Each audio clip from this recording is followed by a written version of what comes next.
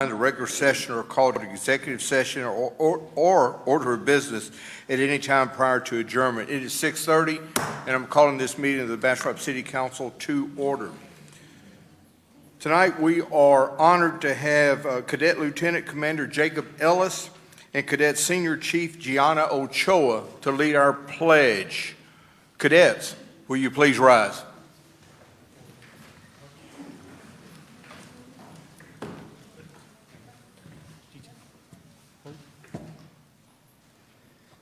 May I lead you in the Pledge of Allegiance?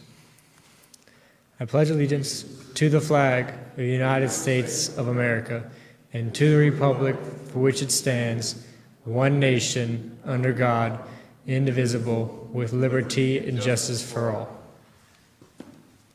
I will now lead you in the honor of the Texas flag. I pledge allegiance to the Texas, one state, under God, one and indivisible. Cadet pledge. Sir, this cadet's cadet pledge is, I'm a Navy Junior ROTC cadet. I always conduct myself in a manner to bring credit to my family, school, and Corps of Cadets. I'm the future United States of America. I am loyal and patriotic. I will not lie, cheat, nor steal, nor tolerate those who do. I will always be accountable for my actions and deeds. I will always practice good citizenship. I will work hard to improve my mind and strengthen my body. I will seek the mantle of leadership and stand prepared to uphold the Constitution of the United States. Hoorah! About face. Forward. March. Outstanding.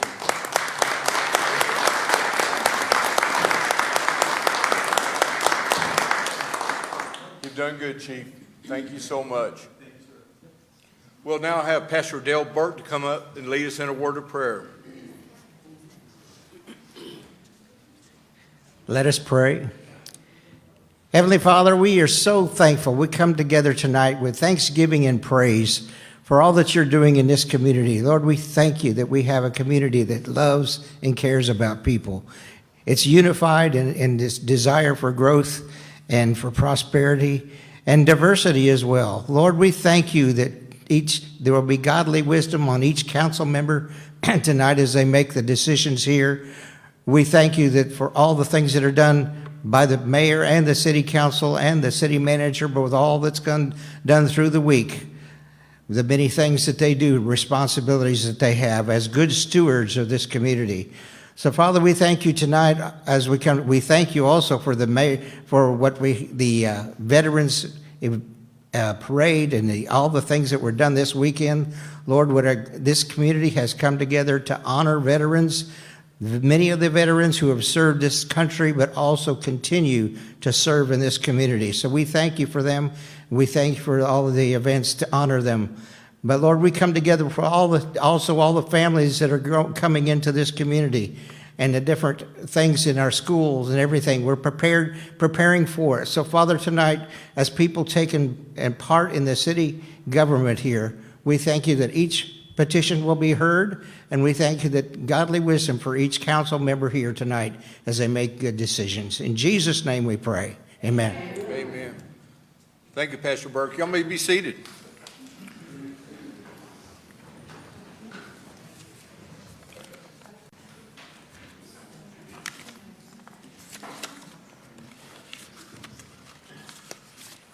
We'll move on to presentations, and the first is it's the mayor's report.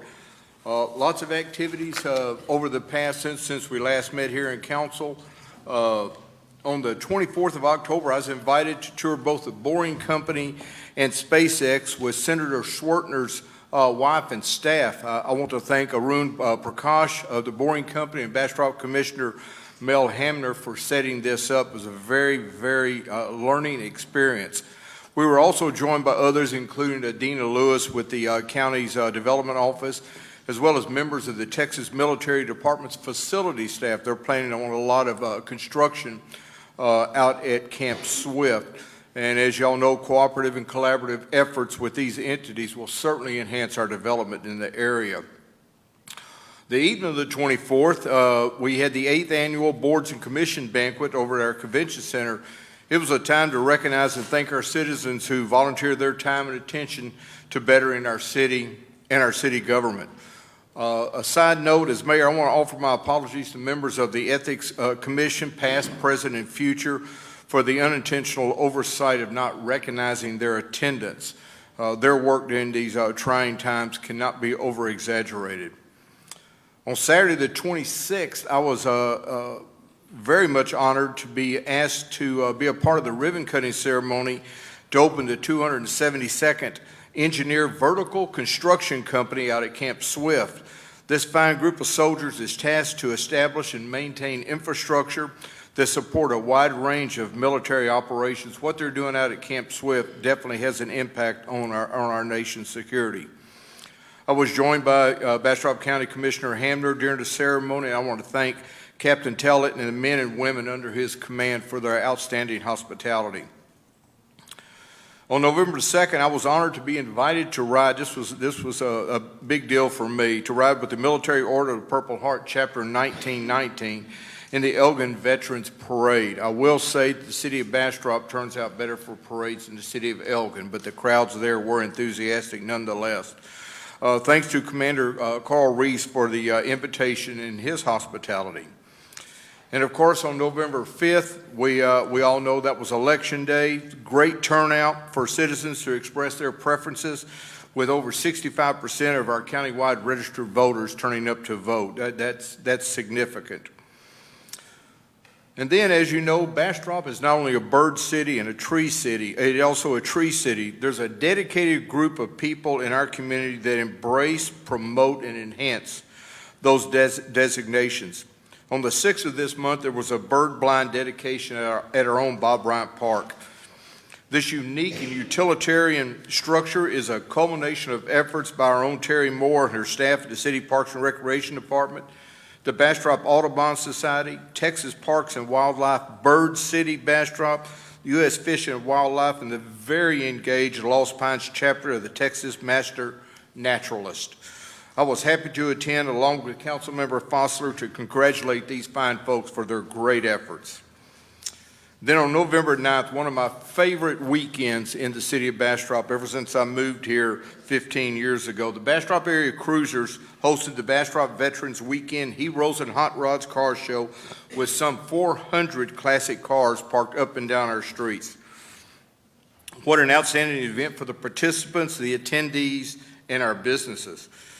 They gave me the opportunity for the mayor's choice, and I picked a 1949 yellow Studebaker one-ton flatbed pickup truck.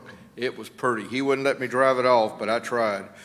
Mr. James Sky of Elgin should be congratulated for his restoration of this classic automobile.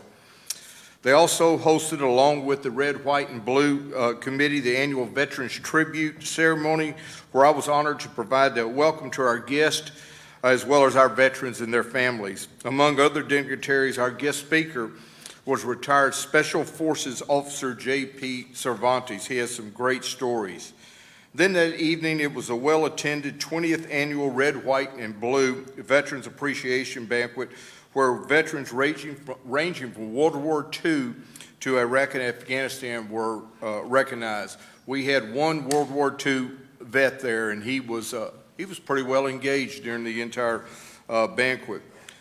This is an outstanding event that's truly appreciated. Our guest speaker was again retired Special Forces Officer J.P. Cervantes, who promoted the idea that veterans are unique and exhorted veterans to use their unique skill sets, don't think those skill sets, but to stay involved in their communities. I want to thank Richard Hutchins and the Red, White, and Blue Committee. CPO, Chief Petty Officer David Canales is retired, who served as the MC. The outstanding cadets of Bastrop High School, Navy, ROTC, and our own convention center staff, as well as many volunteers, including our own Councilmember Lee, for their efforts in making this a huge success. It was very well attended. Lastly, as a surprise to our city attorney, I want to acknowledge another accomplishment of our city attorney. Mr. Bojorquez is well known regionally, statewide, and nationally for his presentations and promotion of ethics and good governance. He has now received a William J. Thornton Jr. Award for the international, or from the International Municipal Lawyers Association. He has recently presented to this prestigious organization in Como, Italy, and he's informed me that he learned no Italian, so he was not understood in 2 languages. So should we look forward to a Galactic Award pretty soon, Mr. City Attorney? Next year, man, next year. Congratulations, sir.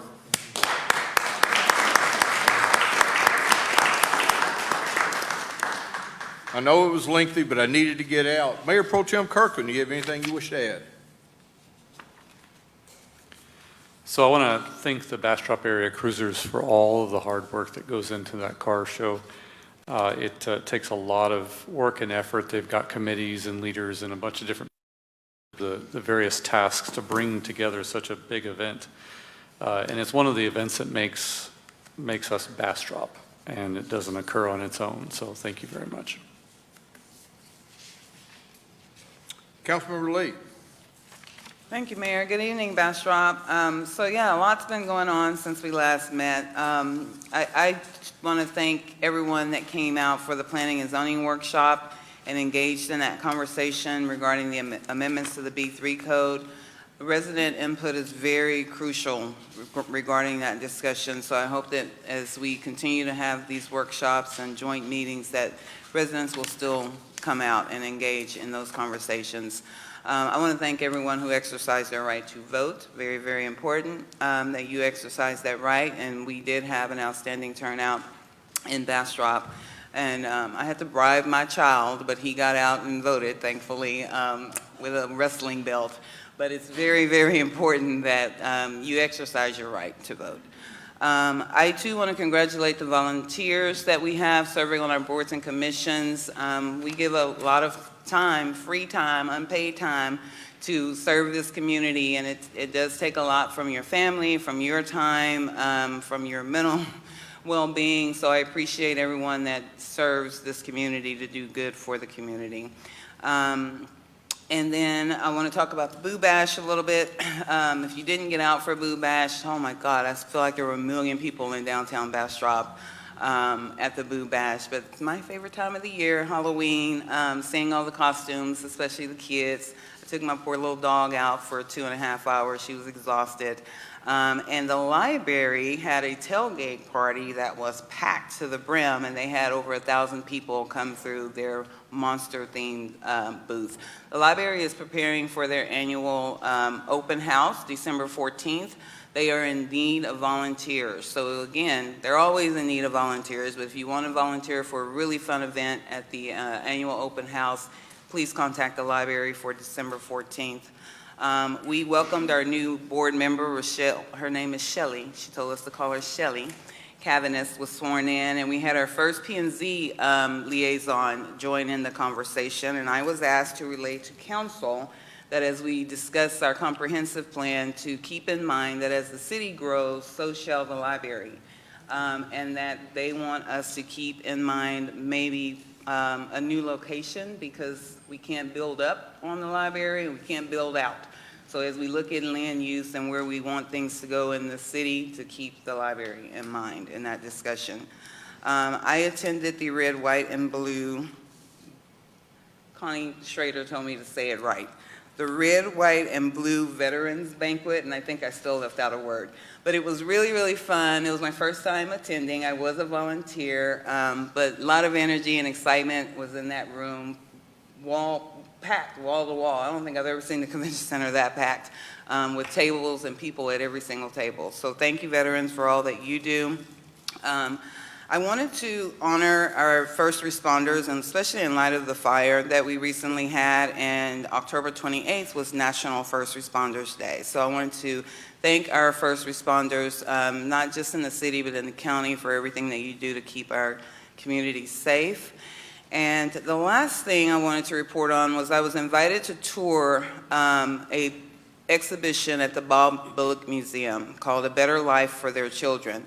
And it was an exhibition regarding the 4,978 schools that changed America through the Rosenwald School effort.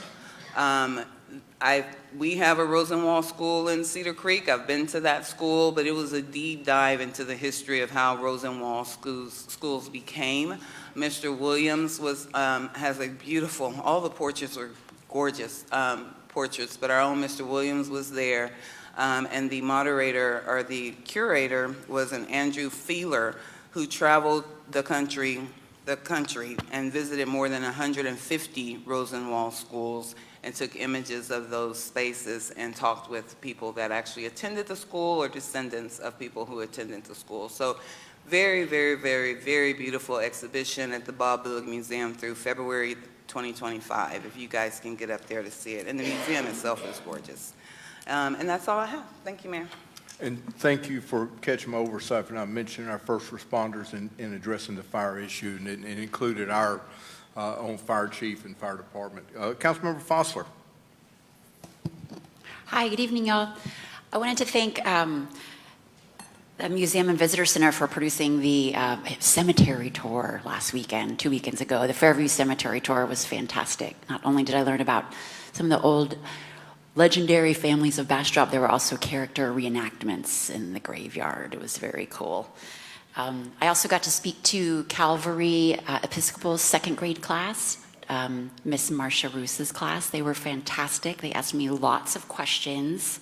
And my favorite one was, what if everyone on the city council doesn't agree on something? So we talked about voting, and we talked about the difference between a unanimous vote and the different kinds of votes. And we said, we just vote and move on. And they were just flabbergasted by that. The teacher said, you hear that, class? They don't get to pitch a fit. They vote and they move on. So I think their class is voting now. It was very neat. I just got some letters from them too. Oh man, so cool. Thank you for coming and answering our questions, although I have more questions. That sounds like little me. And then this one, I would like to be a city council member too. I told them I would run all their campaigns, so in about 16 years, there's gonna be lots of people running. I wanted to thank the voters for passing Proposition K. It was our charter amendment about refining our quorum, and I'm grateful that this is codified in our charter now so that the spirit of the Texas Open Meetings Act is codified, as well as the intent and the letter of the law for the Texas Open Meetings Act. So I'm very grateful that that passed with flying colors. Lastly, Hannibal's book signing is going to be in Bastrop this Saturday. I hope we'll hear about it a little from you. This Saturday at Tough Cookie from 6 to 8 p.m. His new book called Spiritual Soundscapes of Music, Life, and Liberation. He'll be doing a book signing and a reading from that book right here at our very own Tough Cookie on Main Street. So I invite you all to join that. Thank you. Thank you, ma'am. Councilmember Meyer. Thank you. I have a super exciting report tonight, and it's been 15 years since we've been able to make this report. But the Bastrop Bear football team, and I have my sweatshirt on in honor of them, won district. After 15 years, we won district. That's right. And JV also won district, and they had to beat Liberty Hill. And I don't know if y'all know about Liberty Hill, but they're pretty tough. And that was one of the most exciting football games I've ever been to in my life, last Friday night, out at the stadium. And the most exciting thing was the kids, the spirit of the kids. So what I'm going to ask you to do is please come out this coming Friday night, out to Bastrop Memorial Stadium off Highway 21. Please support these kids. Authentic Bastrop, I've always said this, and I'm going to keep saying it. Authentic Bastrop is our people. It's the spirit of our people. And our kids depend on us, and we have to support them and show them. So I ask all of you, please, in this room and everybody watching, Friday night, go to bisd.org, get on that website tonight or tomorrow. Go to the event ticket page, scroll all the way down. I couldn't find it at first either, but you go scroll all the way down to the bottom, and you can buy the tickets for the game Friday night. Also on Facebook, if you follow the Bastrop Touchdown Club, they have updates constantly, every day, about the game. So please come out Friday night, support our kids, support our Bears as we win over San Antonio Lanier this Friday night. Go Bears! Deserves 2 rounds of applause. Councilmember Plunkett.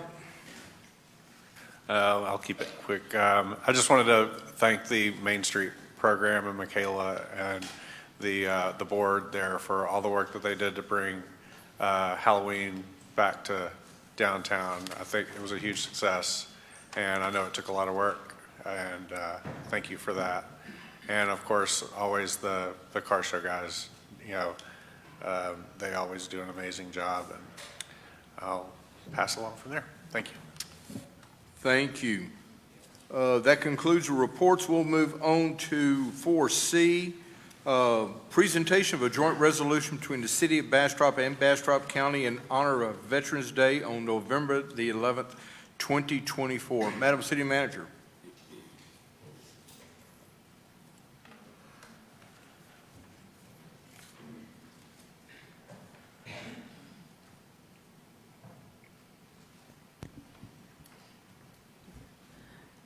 Joint resolution of the County of Bastrop and City of Bastrop for Veterans Day, November 11, 2024. Whereas the Bastrop City Council and the Bastrop County Commissioners Court come together on Veterans Day to pay tribute to the men and women who serve our great nation with distinction in the United States Armed Forces, both in peacetime and in war. And whereas on Veterans Day, Americans across this land thank our veterans for their service in Army, Navy, Air Force, Marines, and Coast Guard, whether active duty, reserve, or National Guard. And whereas on Veterans Day, our community expresses our continuing sense of gratitude to the men and women who give so much in the defense of the freedoms we all enjoy. And whereas at this time of special recognition, local veteran organizations, along with the Bastrop area cruisers, paid tribute to our veterans by hosting the Veterans Day Classic Car Show, and the Red, White, and Blue Veterans of Bastrop County organization hosts a banquet to honor our veterans. Now, therefore, be it resolved that the Bastrop County Commissioners Court and the Bastrop City Council hereby join together to honor all Bastrop County veterans and encourage our citizens to join in the celebration of Veterans Day 2024. Thank you. It was outstanding. The judge signed that. He is a Navy veteran, and I signed it as an Army vet, and very honored to do so. We will now move on to item 4D, proclamation declaring Hannibal Lukumbi Day on November 16, 2024. Madam City Manager and Madam City Secretary. Thank you, Mayor. Hannibal, I'm not sure if you want to stand up while we read the presentation to honor Please, you. I think he should. Oh, I'm sorry. He had no idea. Surprise!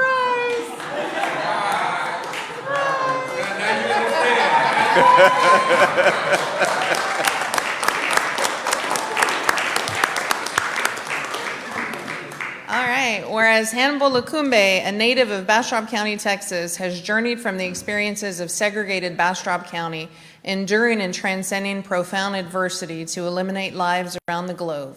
And whereas through his musical composition and spiritual soundscapes, Hannibal has created a lasting legacy of healing and transformation using the powerful language of music as a vessel to communicate love, unity, and resilience. And whereas Hannibal's works, including but not limited to the Jonah People, One Land, One River, One People, African Portraits, Dear Mrs. Parks, A Man Named Evers, and In the Spirit of Being, reflect his dedication to channeling his life experiences and spiritual consciousness into music that resonates deeply with the souls of listeners. Whereas for over 60 years, Hannibal has shared his tenacity, heart, and unyielding spirit, crafting a life of purpose that enriches others, exemplifying a profound commitment to artistic expression, philosophical insight, and spiritual awareness. And Hannibal's philosophy to the highest law is life, the highest life is knowledge, and the highest knowledge is love, guides his work, inspiring all who encounter his music to seek understanding, compassion, and unity. And his artistry has not only been a gift to the world, but also serves as a beacon of hope, a source of healing, and an affirmation of the shared humanity that binds us, ensuring that his legacy will endure long after his earthly journey ends. So now, therefore, I, Sylvia Carrillo Trevino, City Manager of the City of Bastrop, do hereby proclaim November 16th, 2024 as Hannibal Lukumbi Day.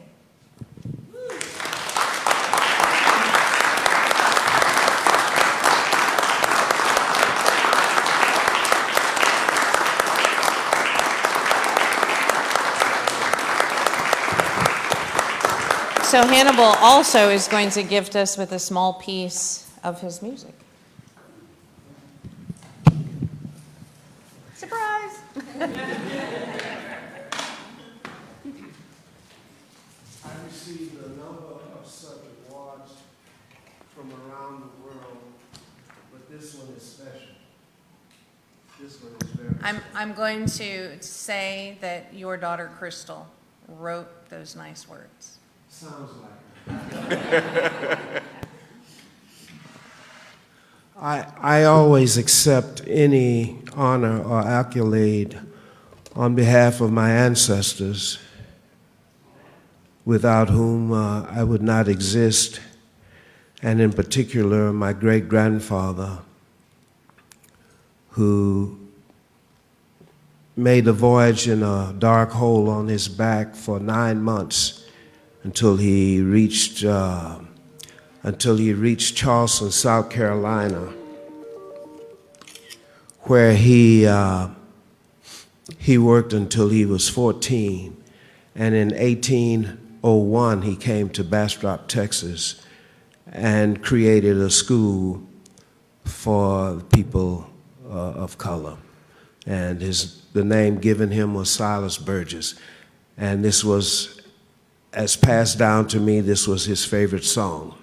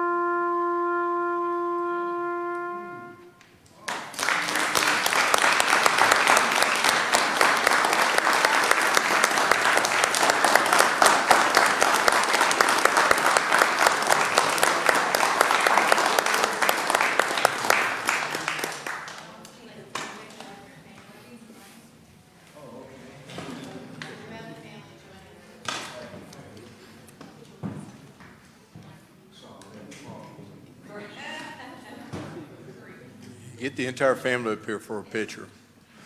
You're truly a treasure, sir.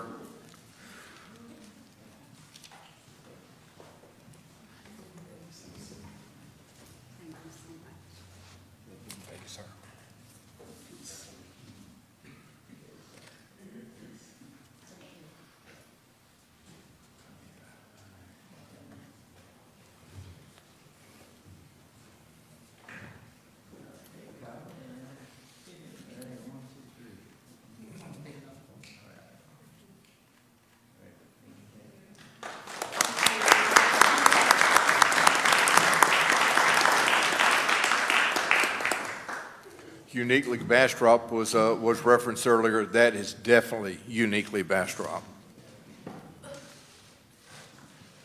We will now move on to item 5A, consider the draft council data request policy to assist in the early process of request for information.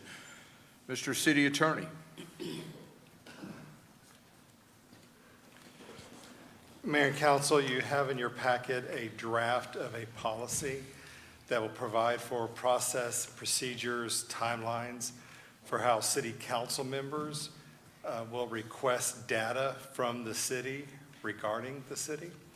This is not strictly required. The city doesn't have to have this, but we've had discussions in the past about putting such a thing in place so that council members know the routine. There's a reasonable expectation from staff to get you the data you need to govern, and there's a way to deal with any sort of disagreements about the flow of data.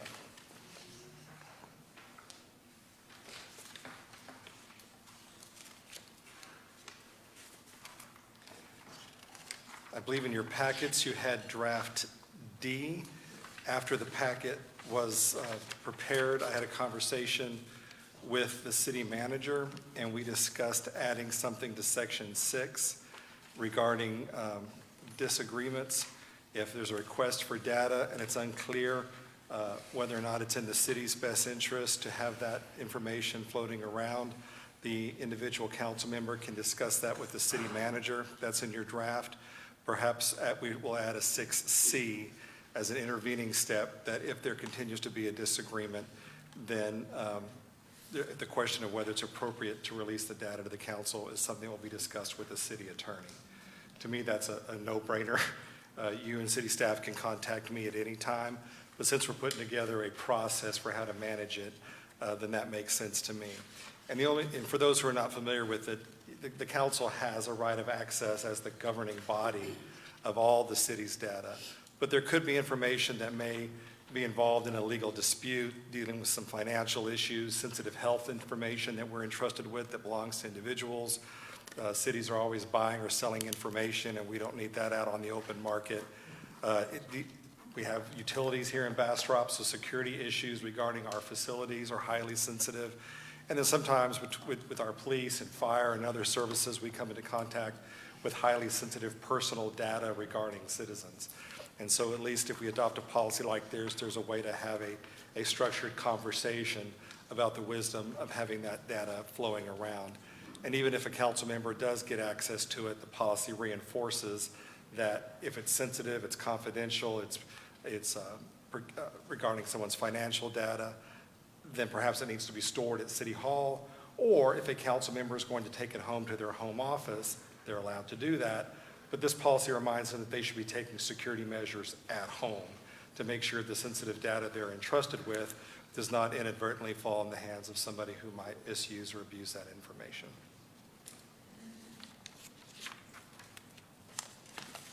Open for questions or comments, Mayor, if the council has any. Council, any questions or comments for a city manager or for a city attorney or for a city manager? Mayor Pro Tem Kirkland. So Alan, one of the primary concerns in the document, Section 7, data safeguards, is obviously important. Can you provide maybe a reference in that section to our Code of Ethics? It talks about the protection of confidential information and our obligations in that regard. Certainly, Mayor Pro Tem. So my understanding is you would like, if this is approved by council tonight, it'll be approved with adding a section under Section 7 that reminds the council that there is a duty under our Code of Ethics to protect confidential information. Yes. Yeah, it's not new policy, just referring to the existing. Just make a reference to it. Certainly, I can do that. Thank you. Was that the end of your questioning, sir? Thank you. Anybody else? I have a couple of points. I don't really have an issue with a depository being with the city secretary, and I've had a discussion with the city manager on this.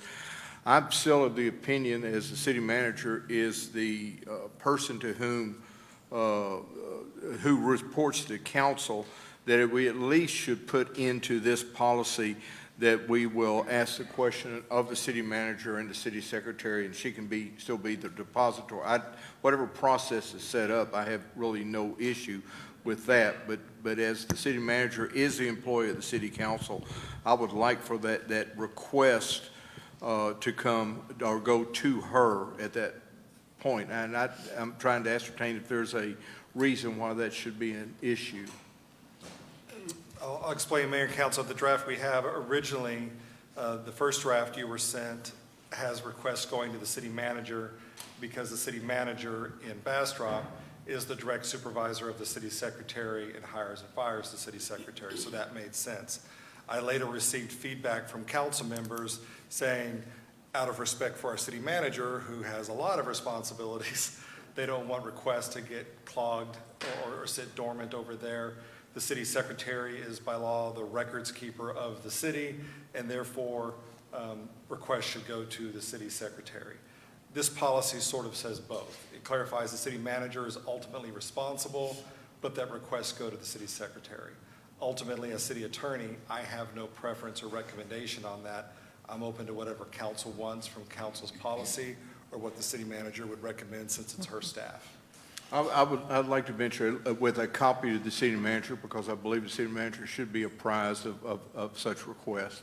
And that, I completely agree with that. The reason why my recommendation was the city secretary and a CC to the city manager is because she is the legal keeper of records, and we now batch stamp everything. So if something is out there floating, we know where the originating document would have at least come from, and or so that we keep a record of the logs. And if there is if there's a constant request for some sort of information, then that means we should be putting out some informational brochures or information out to the public to sort of nip that in the bud and get it out there. If everybody's asking, everybody wants to know. Agreed. And then it says the request should come in writing. There are sometimes a request for information will come from the dais during the city council meeting. Can we put a caveat in there to say that such requests can be made at the dais and if need be followed up in writing? I'm perfectly fine with that. For those of you who meet with me on a weekly basis, when you're sitting across from me, often you ask for something. If I can provide it right then and there, I do, and I will CC the city secretary so she knows what's been provided. And most of the time it's, where's a copy of this resolution? When did we take action on this? Where are the minutes to blank, blank, blank, blank, blank? Super simple public information. Often it is just pointing you in the right direction.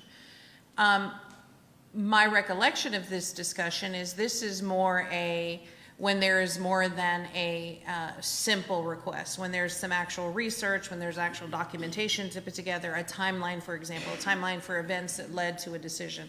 That's what I thought this policy was mostly for. If you're sitting across from me and you have something that you need to know or want to know or have an inkling of where to find it and I can easily access it, it's yours. I just didn't want us to establish a policy that clearly stated it can only be in writing. We need to have some sort of caveat in there. I appreciate that. What I would suggest, Mayor, then, if I may interrupt before you move on, is we would add to Section 5A, the request must be submitted to the city secretary in writing, carbon copying the city manager, or made verbally from the dais during a meeting, or made verbally when conversing with the city manager. Does that cover all three options that you've discussed? It covers it for me, yes, sir. Okay. Councilmember Foster. If we were to add that from the last one, then, so 3C is council notification right now. I mean, if we were to pass this, all council members will be notified that the requested information is available and asked if they would like to receive copies. That last kind of informal one bypasses that step of everybody receiving notice. So is that what we're doing? Or like even if someone's sitting across from you and asking for something, then does it go to everybody? That's a wonderful question. Councilmember Foster, would you like 3C just to say notification will be sent to all council members of the written request for information? I'm fine with that. I'll add that. Councilmember Lee. Thank you, Mayor. So the concern that I have is, as a council member by right, we have access to documentation. So it doesn't matter if it's large or small, or what's requested, if it's line item by line item, we have access to that information. I'm confused on why that would have to come to council, or why there would need to be a policy to specify anything regarding that, because we have a right to access the documentation for the purpose of serving on council and making decisions. How does this policy change that? I think your question is more directed to legal. My understanding is sometimes there's information that is already attorney-client privilege, that is stamped attorney-client privilege. And there may be some information that we're in the middle of a court case, or we're in the middle of a lawsuit or something like that. In that case, it's deference to the city attorney, whether or not that's released. I think every council member up here understands that, but that's not what you said before. You said this policy was created because someone might ask for something that requires a lot of extra time and lines and blah, blah, blah, blah. It doesn't matter how many questions we ask or what we're asking for. By right, we have a right to review it. We all understand that there may be things that are considered confidential and have no problem with legal weighing in on that, but we should not be restricted from asking for documentation because the city manager thinks that it's too much documentation. I don't believe that's the issue, Councilmember. I'm not done. I don't believe that's I'm the not issue. done with my statement. 2, Alan, are we voting on this because it says work sessions and briefings? Not item for individual consideration.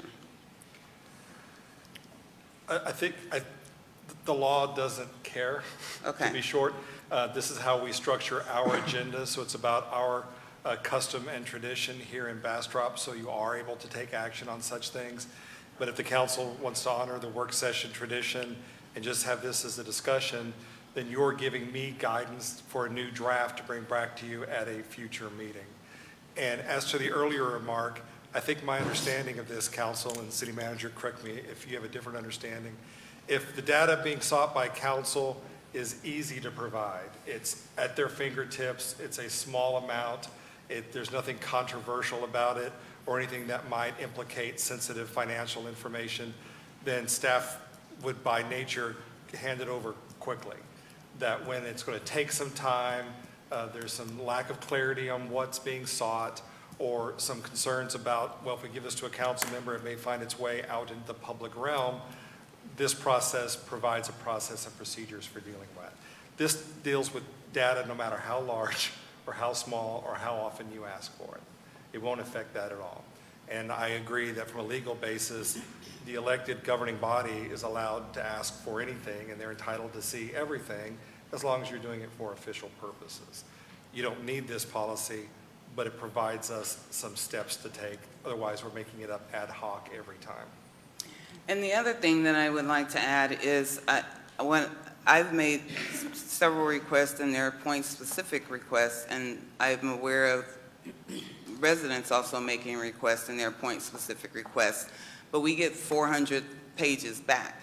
And in review of those 400 pages, sometimes what I've asked for is not even in the 400 pages. I feel like when requests are made, sometimes extra stuff is added that's causing extra staff time and causing extra delays in receiving the information.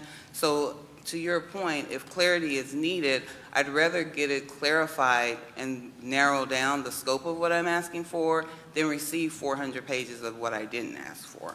So I would like to make that suggestion, that if you have a question or you think it's going to take too long, let me know, because I want to make sure you're only looking for what I asked for and not providing a memo or a report, because I didn't ask for a memo report. I asked for these specific things, which I would think would be readily attachable, but the city manager will then say, well, I'm getting a memo prepared. I don't need a memo prepared. I just want this, this, and this. So I think that would cut down on the amount of staff time that it takes to fulfill some of these requests. But I don't think any council member should have to get council approval to get information to perform the function of the job. And that was my fear of what this policy would do. So thank you for clarifying. So, Mayor, if I may, this was a council request action item to be brought forward for those 400-page requests. Part of the citizen request that you sent over, that was 400 pages and yielded an Attorney General opinion response. Part of the confusion is that we're to provide the data. We're not to mine the information. And I think that is absolutely the confusion. We're not to mine, when somebody says, I want all of the emails or all of the documents from this day to this day, if we don't provide it, we're breaking the law. If we provide it, you're upset because it's too much information. This policy was specifically a derivative from that. What is it exactly? And that's why the city attorney is injected into the policy, because if there's any clarity that's needed, as opposed to staff trying to figure out, perhaps he can ferret out, okay, A, B, C, D.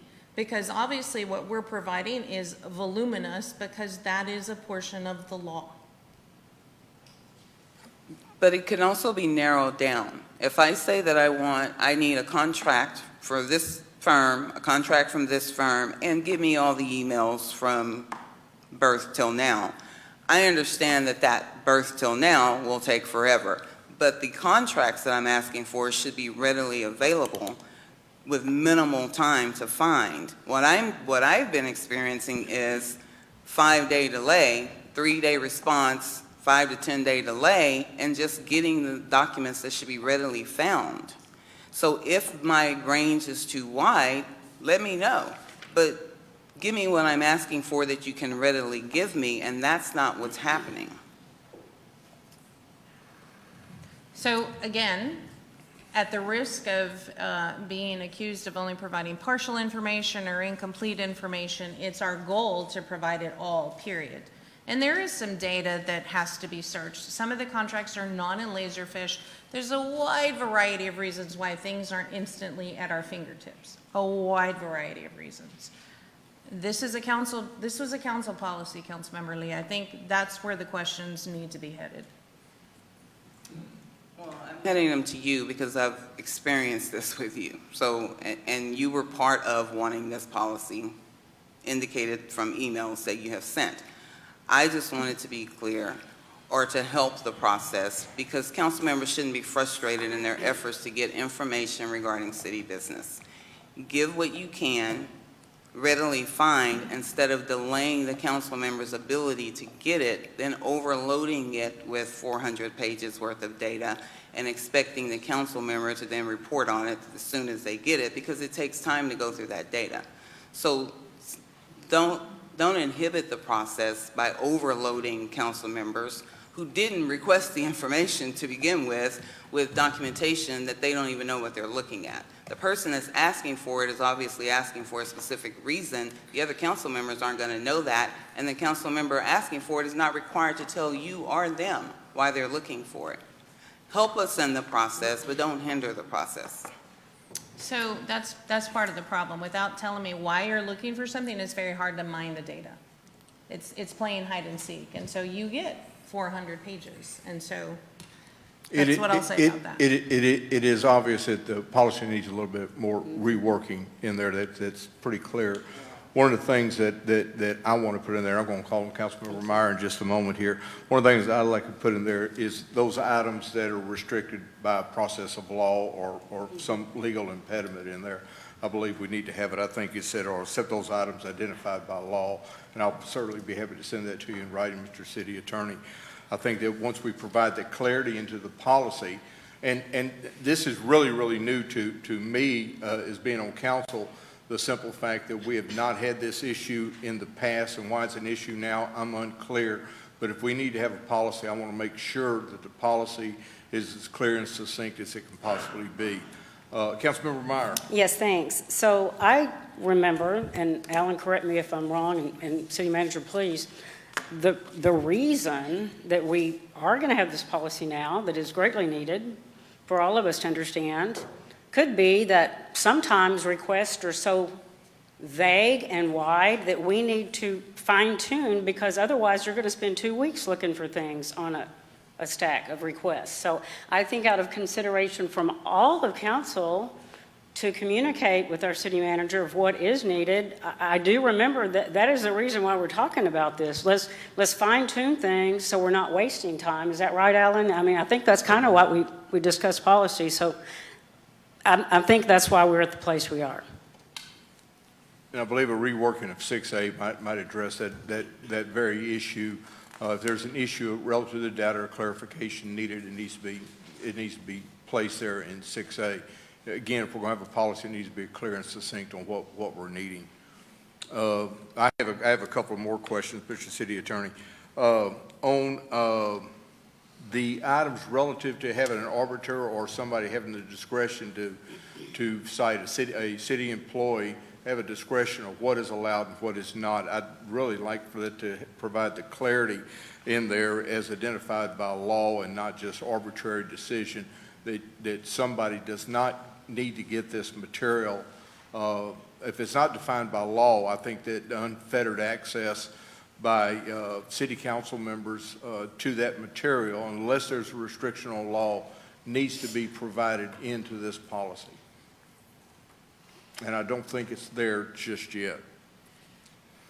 I don't think it is. What we have said in the policy is that confidential under this policy will be defined in the same way that it's defined under the Texas Public Information Act, because that gives us a resource that's been litigated and arbitrated over the years. So whether it's confidential because it's in the family code or it's confidential because a court case says it's confidential, we would use those same interpretations. I think when we're talking about things that either are dealing with legal disputes, financial dealings, sensitive health information, real estate transactions, facility security, or matters of personal privacy, there should be a substantial concern that the organization or an individual's rights are at risk in order for staff to withhold that from a council member. Ultimately, if I think hypothetically the city secretary or a department head was concerned that this information not necessarily may get to the council, but that it may leak once it's in the council's hands, that's something that they would then take up with their supervisor, who's the city manager. Under the policy, the city manager would then talk to that council member. If they can't resolve it, they would bring me into the conversation. I would see if I could contribute to resolving it. And if not, it would be a future city council agenda item. Can the city council vote to keep data away from one of its members? No. Y'all are powerful, but not that powerful. I would hope, though, that a professional conversation could be had, and maybe there's another way to access the data, or there's some safeguards we can put in place when releasing the data to council to make sure that it doesn't inadvertently leak into the public. We can try to add a few more of those sorts of precautions into the policy for next time. Yeah, it's understandable.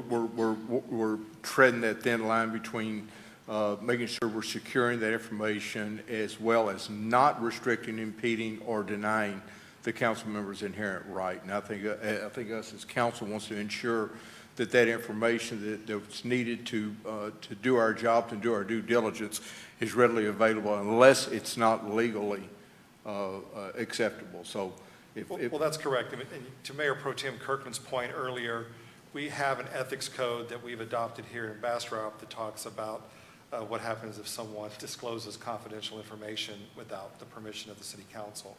There's actually state law on disclosing a city's confidential information without approval. And so those exist. One thing this policy has, which y'all added last time you discussed it, was that if there's sensitive data and it's being provided to council members, it's going to be labeled as sensitive data, because sometimes information I receive from the city is very sensitive. It's not labeled sensitive. I do it because I'm a lawyer and that's part of our training. Not everyone is trained to say that something is confidential financial information and not to be released. So this policy will make sure we do that before circulating it to council members. Why? Not because you can't be trusted. Of course you can be trusted. You're the elected governing body. But then you take things home. You put them on personal devices. We lose a measure of control, and we as custodians have to be careful. That's what this is really about. Agreed. I think we're probably going to wait for a version E before we can actually take action on this. I'm getting thumbs up from a couple of members of council. I really appreciate the stab at this. I appreciate the explanation from both the city attorney and city manager. Any other questions on this item? If not, Mr. City Attorney, you have your marching orders relative to coming back with the draft E. I do. Thank you, Mayor. Thank you. We will move on to staff and board reports. 6A, the city manager's report. And she has several items here. I'll turn it over to you, Madam City Manager. Thank you, Mayor. The first one is an update on the Visit Bastrop contract that we should have entered in already in October. They did bring on an interim CEO, Mike Pistana. He is remote for a portion, and he's going to assist in the hiring of a new CEO, so they've had some staff shuffle over there. You did receive your Museum and Visitor Center report update. We have some ladies in the audience if you have any questions for that. We did do some investigation on a revised procedure for ETJ releases, and I do want to thank Viviana, who attended a seminar put on by a different law firm. And we then learned that our firm was using a modified approach, and so you will hear a portion of that modified approach later on as we deal with an ETJ release later on in the agenda. Blakey Street funding, there's a memo in your packet that gives us the ability to move forward with 90% of the existing funds. It moves MIT-MOD monies to Vista Puente, which is the dirt road that you see now as you're leaving 969 and coming up to intersection at 20. That's Vista Puente that would then relieve that subdivision from having to also get on 969. An update on the city secretary position. We have had various interviews over the last month. I believe we're at number 7. We have another interview this week.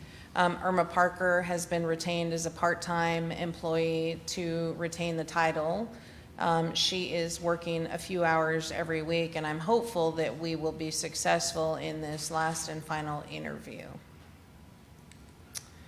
Then I do have Michaela Joyce, who wants to present a Veterans Car Show plaque to the City of Bastrop.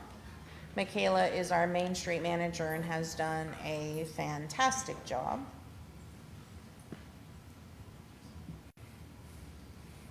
Welcome to the podium, Ms. Joyce. Hello, Mayor, Council. Michaela Joyce, your Main Street manager. This weekend was our Veterans Day car show, and it was my first, and I was just blown away. The weather could not have been better, and it was incredible seeing all those great cars out there. They did present us with our special partner plaque, so I just wanted to present that to all of you guys for supporting them and encouraging them to all come back every year like they do. Thank you. Thank you. And you can play it in the room with the other Yes. plaques. Thank you so much.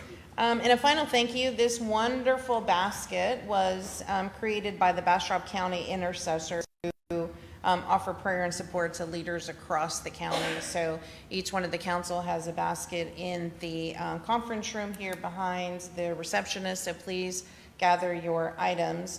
And one final thank you to my veteran, Mr. Trevino, who is in the audience. Thank you, Robert. Any comments or questions for our city manager to report? I have a couple of questions, Madam City Manager. What is the rate of pay that's being offered to Ms. Parker for her part-time work? It is in grade step something or other. I believe it's $42 or $45 in range. Okay, it's not anywhere near what she was paid. No, and her prior rate of funding included what is standard in all contracts who are going to have to work in a remote location. There is always a housing allowance that's paid and some travel stipend. That would be the same had it been Alan's firm that would have hired her. That would have been the same with any firm who would have hired her. I chose not to have to pay for, not to have to select her housing, and so that was included in the prior hourly rate. And her position while she's in a part-time status? Is city secretary. So I have a part-time employee serving as city secretary? Yes, she retains her title. And at the rate of, again, you said 45? I'd have to give you the exact, it's within step and grade of the city secretary position. And obviously my concern is when you extrapolated out what she was paid for 12 weeks work, comes out to $211,000 a year for if you extrapolate out the rate that she was paid, and I have a concern with that. Absolutely. Her contract was $49,900, which is under the city's purchasing. And we didn't pay benefits or anything like that, but again, housing was included. Prior city secretary role, fully loaded, was in the 130 range. So I understand, not comparable, I understand the cost, but I believe had we gone with a third party, if I'd have hired her from Allen's firm, then I would have paid additional to Allen's firm for the coverage. Just the appearance is Sure. something that's very, very concerning, so thank you for that explanation. Council, we're ready to move on unless somebody has questions or concerns. We'll move on to citizen comments. I have one citizen comment thus far. Madam City Secretary, do we have any other citizen comments? No, sir. Okay, we have Dax Haverlack wishes to speak. Name, address, and you have 3 minutes. Dax Haverlack, 779 Peach Creek Road in Rosanke, Texas. We've had a lot of good conversations, so let me give you a little bit of the ugly. Last Tuesday during election night, Calvary opened their church doors for community gathering, socials, just to distract yourself from that night. As I was leaving around 9 p.m., passing through Chestnut and Main downtown, there was a man outside Old Town enjoying his drink, and he said to me, "Trump won, how does that make you feel, you effing faggot?" I'm wearing the same clothes as that night, so clearly, under the streetlights, this gave it away. I don't know how. Now, I went into Old Town and talked to their manager and said, "Hey, you have a guy out front. He said this." I can hear him saying that to other people passing by, just kind of yelling at cars. What's going on with that? And not satisfied with that total interaction. The manager said, "It's fine as long as it doesn't become a problem." When does that become a problem? Is one guy just kind of shouting on our curb, on our downtown at 9 p.m. on a Tuesday night? Fine. I don't think so. And I don't think that's Bastrop. I think that there was just the alcohol, the night, the emotions. It's not forgivable, tolerable, whatever. I'm okay to take that burden. It's fine with me if someone says that. I'll take that if someone else doesn't get targeted. But I don't think Bastrop as a downtown is fine with that type of personality, that type of thing. So I'm just hoping in the next couple weeks, maybe during the holiday parades, we don't have a repeat of that. I know that when I've marched, or not marched, but participated in parades, there's always been one person, "Pedophiles, your kind isn't welcome here. This sin is not Bastrop." Someone says that at a parade. So I'm hoping at the next Festival of Lights, that doesn't happen. But I know there's at least one person in town that makes themselves known around there. So I just wanted to share that. That was my election night experience after a great time at Calvary. It doesn't spoil it, but the ultimate message was, it's fine as long as it doesn't become a problem. And I don't know how to define where those levels are of when it becomes a problem and when it won't be a problem. So I'm going to figure that out. I'm going to talk a little bit more. But I hope as we get into like some more complicated topics, not about like identity politics or anything, but is it fine? As council, is it fine until it becomes a problem? Know where your threshold is. And I hope that helps in your decisions as council. And I hope it helps me as well. Okay, right on time. Okay, thank y'all. Thank you. That concludes the citizen comments. We will move on to the consent agenda. Is there anyone here at the dais that wishes to remove an item from the consent agenda? Is there anyone in the audience that wishes to remove an item from the consent agenda? Madam City Manager. Mayor, we need to remove the IT policy. There has been a change. I believe it's on your desk. It's 8G.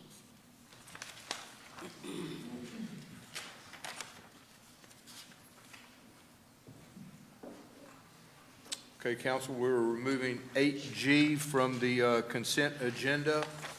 Is that it, Madam City Manager? Yes.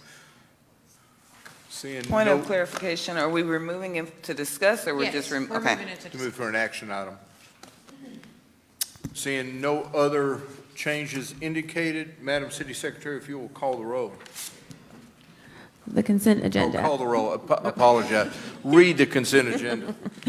The consent agenda reads as follows. Item 8A, consider an act to approve the Bastrop City Council meeting minutes from the Tuesday, October 22nd, 2024 regular meeting. Item 8B, consider an act on the second reading of ordinance number 2024-39 of the City Council of the City of Bastrop, Texas, approving the zoning change for 2.20 plus minus acres out of building block 111 east of Water Street, located east of Highway 95 within the City of Bastrop, from P4 mixed to P3 residential as shown in attachment A of the ordinance, providing for findings of fact, providing for repealer, providing for severability, providing for enforcement, providing for proper notice and meeting, and establishing an effective date. Item 8C, consider an act on the second reading of ordinance number 2024-38 of the City Council of the City of Bastrop, Texas, approving the zoning change for 2 plus minus acres out of building block 110 east of Water Street, located east of State Highway 95 within the City of Bastrop, from P5 core to P3 residential as shown in attachment A of the ordinance, providing for findings of fact, providing for repealer, providing for severability, providing for enforcement, providing for proper notice of meeting, and establishing effective date. Item 8D, consider an act on the second reading of ordinance number 2024-40 to adopt the 2025 schedule of uniform submittal dates for plats in accordance with the Bastrop Building Block Code, Section 2.3.004, annual adoption of schedule of uniform submittal dates, and the Bastrop Building Block Technical Manual, Section 1.2.002, uniform submittal dates as is shown in attachment 1, providing for findings of fact, providing for repealer, providing for severability, providing for enforcement, providing for proper notice and meeting, and establishing an effective date. Item 8E, consider an act on resolution number R-2024-155, accepting a donation from the Frontier Bank of Texas in the amount of $3,000 for the upcoming Mary on Main event being held in downtown Bastrop, Texas on Saturday, December 14th, 2024. Item 8F, consider an act on resolution number R-2024-156, accepting a donation from the Roscoe Bank in the amount of $1,500 for the upcoming Mary on Main event being held in downtown Bastrop, Texas on Saturday, December 14th, 2024. Item 8H, consider an act on the second reading of ordinance number 2024-37, amending Chapter 1, General Provisions, Article 1.02, Administration, Section 1.02.003, Official Newspaper, postings of notices in lieu of newspaper publication to declare the Elgin Courier as the official newspaper for required newspaper publications by the city, providing for findings of fact, providing for repealer, providing for severability, providing for proper notice and meeting, and establishing effective date. This concludes the consent agenda. Council, the city secretary has laid out the consent agenda. I'll entertain a motion. Move to approve. I have a motion from Councilmember Lee. Second. I have a second from Councilmember Meyer. Madam City Secretary, if you'll call the roll. Councilmember Lee. Yes. Councilmember Meyer. Yes. Councilmember Plunkett. Yes. Councilmember Fossler. Yes. Mayor Pro Tem Kirkland. Yes. Motion passes unanimously. Thank you, Council. Council, we're going to, before we move to items of individual consideration, we're going to move to item 10C, the executive session. City Council shall convene and conclude the executive session pursuant to Texas Government Code Section 551071 and 551074 to seek the advice of legal counsel and to discuss the annual evaluation of city manager Sylvia Carrillo Trevino. We will only need the city attorney in for this session initially, and then we'll call our city manager in there as prescribed by our charter and by the employment contract. It is 7:39. Council's in executive session.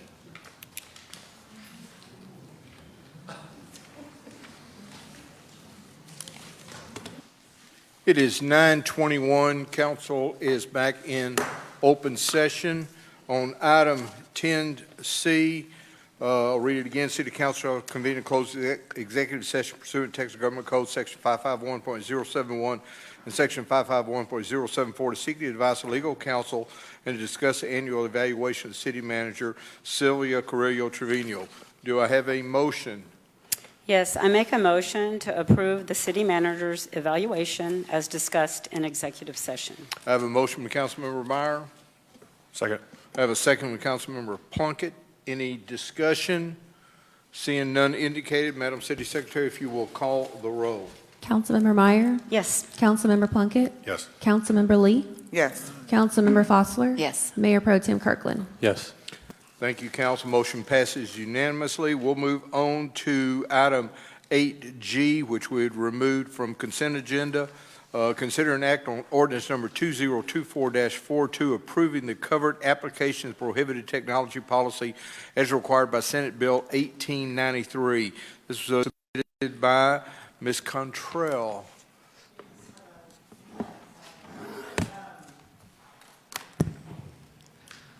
There we go. Thank you, Mayor and council members.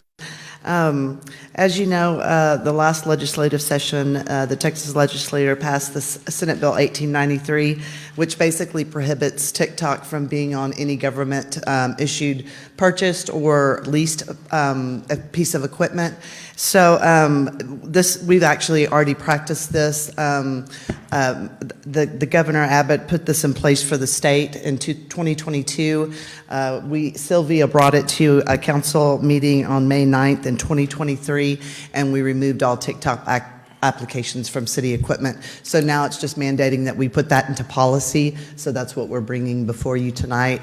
The only thing that was amended on this policy is the very last page, 4.0 policy review, where the attorney suggested that we put something in there that says what we'll do moving forward to let employees know that this is policy, they can't be on the phones, et cetera. And so we added that last paragraph, which states that Jaime, our IT team, will send that out to city-owned devices once a year when we do our cybersecurity training. This will be part of it, and any updates that are made to the document will then be reviewed, and it'll be part of their testing for the cybersecurity for annually. Council, Ms. Contrell has laid out this item. Is there any questions or comments for her? Move to approve. Yep. Thank you. I have a motion from Councilmember Plunkett, a second from Councilmember Meyer. Any further discussion? Seeing none indicated, Madam City Secretary, if you'll call the roll. Councilmember Plunkett, Yes. Councilmember Meyer, Yes. Councilmember Lee, Yes. Councilmember Fossler, Yes. Mayor Pro Tem Kirkland. Yes. Thank you, council. Motion passes unanimously. Thank you, Ms. Contrell. Council, on item 9A, we will not be canvassing the special election votes because the results have not been sent to us in a finalized form. So we will skip 9A and hopefully place it on to our next agenda, and hopefully the finish will be in. We will move to 9B, consider an act on resolution number R-2024-161, appointing Jeffrey Estes to place 5 of the Planning and Zoning Commission for a 3-year term beginning November 2024 and ending September 2027, receiving confirmation by the City Council for the appointment, providing for an effective date. Council, Mr. Estes, I am placing his appointment to y'all for confirmation. If you'll recall, place 5, I had placed Scott Robichaud into it, but we had discovered that his residency was not within the city limits of the City of Bastrop, and I respectfully request your confirmation. Motion to approve. I have a motion from Councilmember Meyer, a second from Councilmember Lee. Seeing no further discussion indicated, Madam City Secretary, if you'll call the roll. Councilmember Meyer, Yes. Councilmember Lee, Yes. Councilmember Plunkett, Yes. Councilmember Fossler, Yes. Mayor Pro Tem Kirkland. Yes. Thank you, council. Motion passes unanimously. We look forward to Mr. Estes joining the P&Z. 9C, consider action to approve resolution number R-2024-162, the City Council, City of Bastrop, Texas, regarding the Bastrop Central Appraisal District election voting for 2024 Board of Directors, establishing a repeating clause and establishing an effective date. Madam City Manager. Mayor, the Bastrop CAD under the property code gives opportunities for the city to appoint. The City of Bastrop is allocated 221 votes out of 5,000, and these are the 6 candidates you have in which to cast those 221 votes. I believe we have 5 positions that need to be filled. So, council, we have a decision in front of us of which of the 5 do we want to vote in, or do we want to split up all our 221 votes amongst the 6 and let the other political entities' votes determine who's going to be on the CAD Board of Directors? Make a motion to split the votes between us. Between the 6? Between the 6, yes. I have a motion from Councilmember Meyer to split our 221 votes amongst the 6. That would be 36 votes per, with one person receiving 37. There we go. I have that motion. Do I have a second? Second, do we need to decide who's the 37? It's 41. It's, everybody receives 36 and one person receives 41.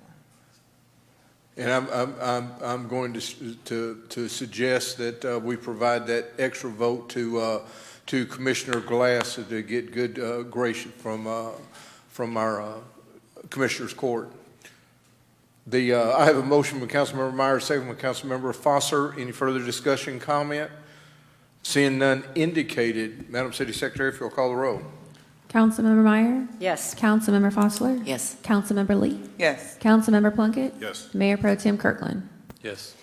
Thank you, council. Motion passes unanimously. We move on to 9D. Consider an act on second reading of ordinance number 2024-35, amending Appendix A fee schedule, Schedule 8-12, libraries, establishing a repeating clause, providing severability, and providing for an effective date. Ms. Pearson. Good evening, Council, Mayor.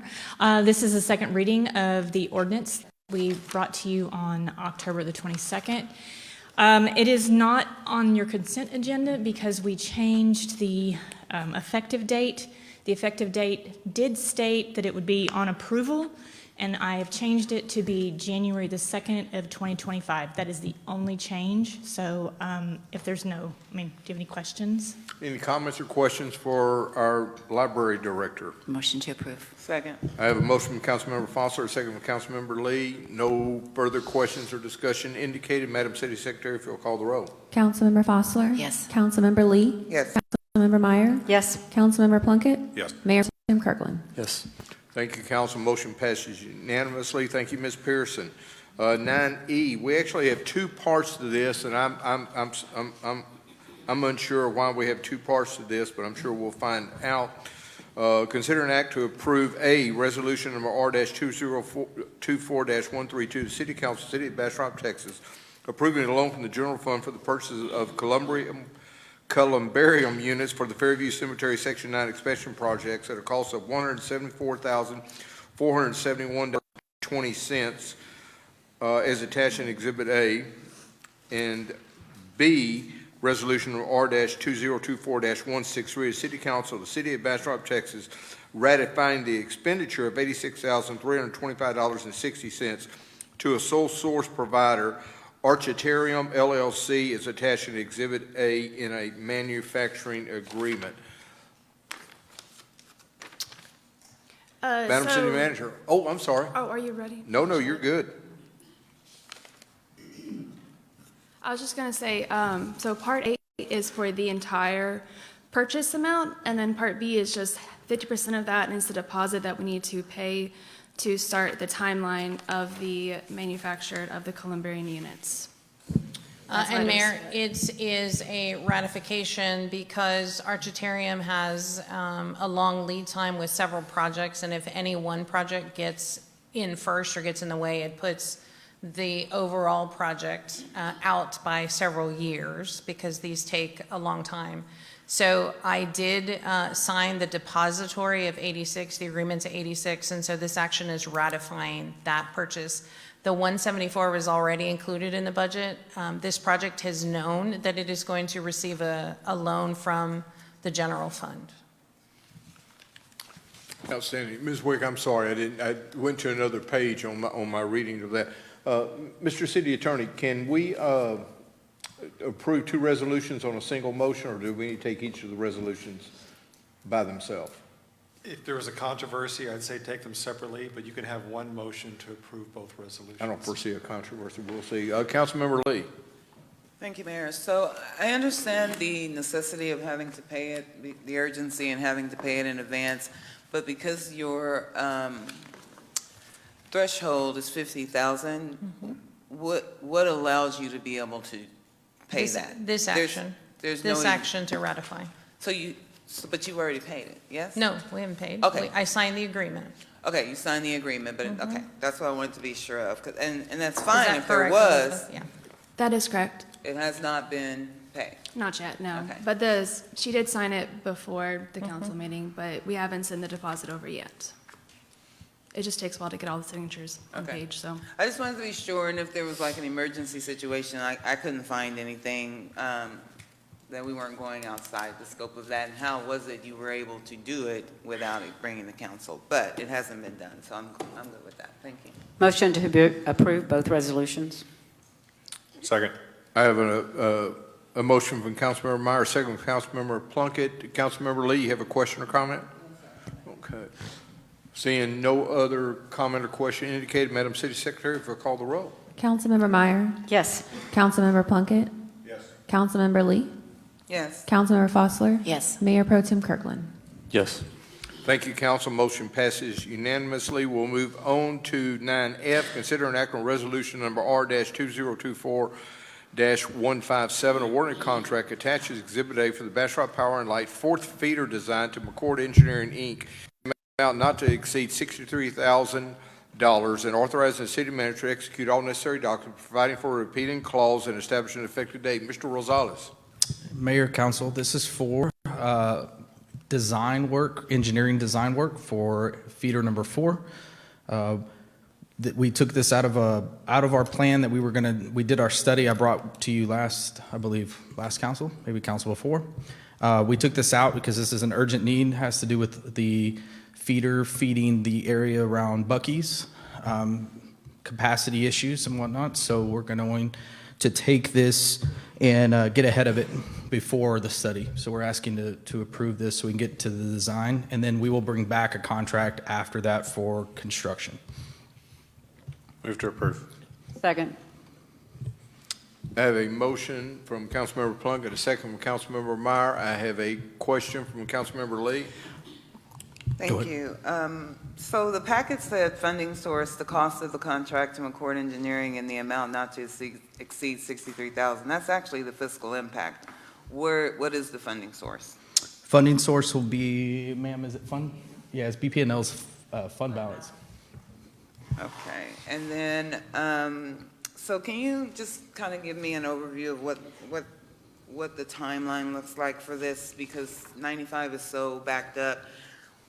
What does this look like when they get ready to start putting in this feeder? Is it traffic stoppage? No, so this will be just for the design of the engineering. Oh, this so is just the design. Okay. Yeah, so once we get the design, then we'll be able to answer those questions. We don't know, we still have to go through. We don't know what. Yeah, once we get the design, we'll then know what land acquisition, if any, are necessary, whatever poles need to be upgraded, whatever extension, whatever they're going to have to pick a path as well.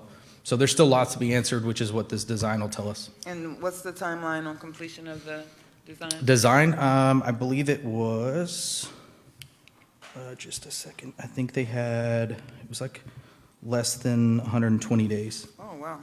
Turn around fast. Okay, 120 days. All right, thank you. Councilmember Fosler. Hey there, just a little editing thing on the contract. It looks Sure. like on page 127, the B, reports of incidents, it's like duplicated on there twice. Maybe it was just in my 127 copy. of the packet? Yeah, I see how at the very bottom it says report of incidents, and then like 4 sentences down it says it again. Does yours say that? Hang on just a second, I'm on the wrong page.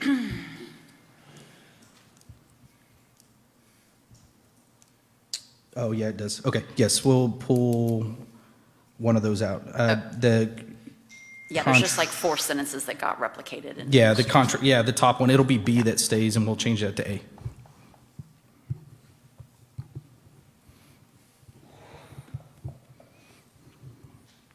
You have another comment or No, question? no, that's, yeah.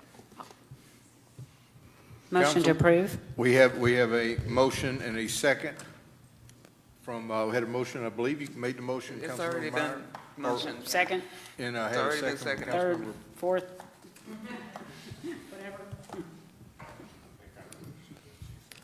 I had a motion from Councilmember Plunkett and a second from Councilmember Meyer.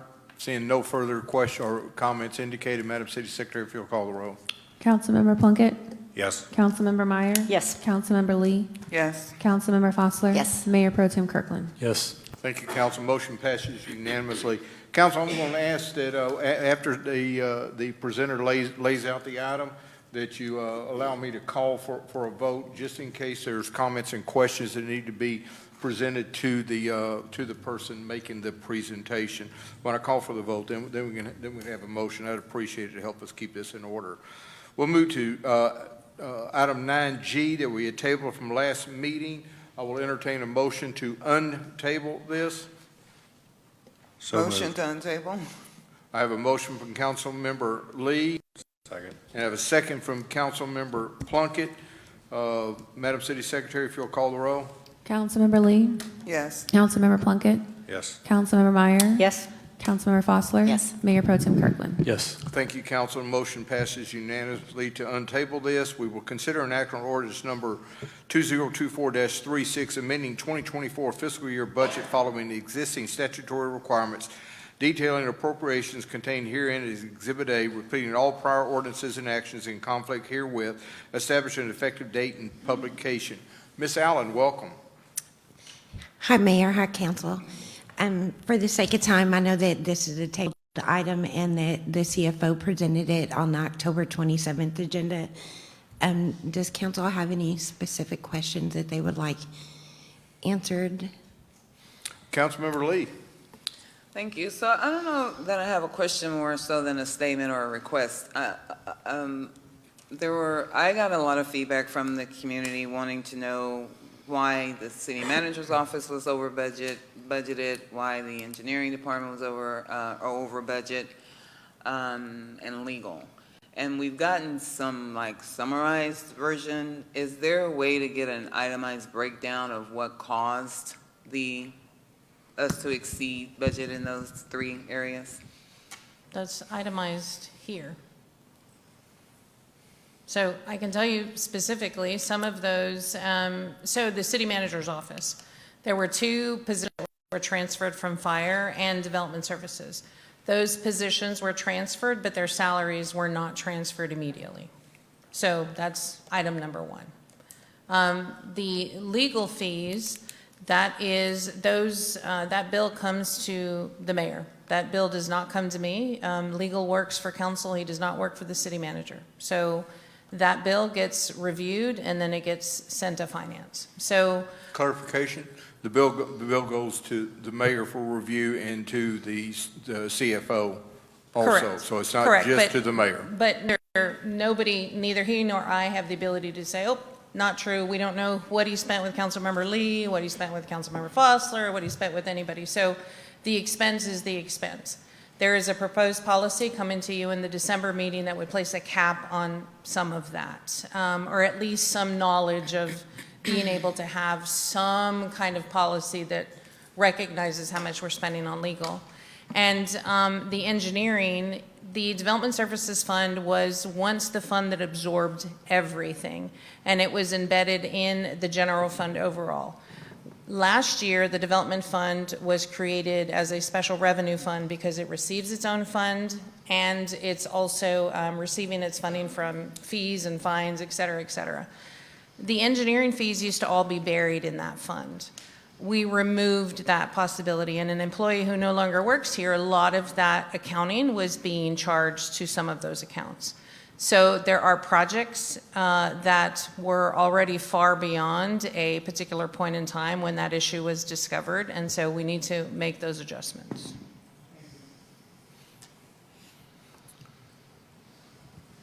I have a real quick question. Have we made a decision policy-wise to bring these budget amendments back only one time a year, or are we going to do it in quarterly? The overwhelming feedback that I got from council is they want to see it quarterly. Okay. So that's in your city manager's report that's on your desk. That was the response I got. Some of these, like the major purchase of the land, so this entire budget amendment is 1.8 million, but land purchases make up 1.3 million of that. That land purchase didn't occur until the last quarter anyway, so the budget amendment would have been around this time period anyway. And that was a specific transfer because we have a dedicated fund to that that's kept away as fund balance. Thank you. That's what I was hoping for. Council, this item has been laid out by Ms. Allen. Is there any further discussion, questions? If not, I will entertain a motion. Motion to approve. I have a motion from Councilmember Meyer. Second. I have a second from Councilmember Plunkett. No further discussion is indicated. Madam City Secretary, call the roll. Councilmember Meyer. Yes. Councilmember Plunkett. Yes. Councilmember Lee. Yes. Councilmember Fossler. Yes. Mayor Pro Tem Kirkland. Yes. Thank you, Council. Motion passes unanimously. While Ms. Allen's up here, we'll take 9H, consider an act on resolution number R-20-158, approving the 2024 tax roll and tax levy, repealing clause providing for an effective date. Ms. Allen. The Texas Tax Code, Section 26.9 states that the assessor shall enter the amount of tax determined as provided by the tax code in the appraisal roll and submit to the governing body for approval. This is what we're bringing to you today. I do want to point out that there are some variances here. The tax roll reported by the county is listing 8.9 million. That varies from what council adopted with the FY26 budget. The variance is the amount under protest is included in the budget. It's general accepted accounting procedure that you include at least 80% of the amount that's under protest, while the county's value does not include that. So you're approved one item with the budget that varies from what the tax assessor is reporting, and that's the variance. Well, thank you. You took care of my question. Council, any comments or questions? Councilmember Fossler.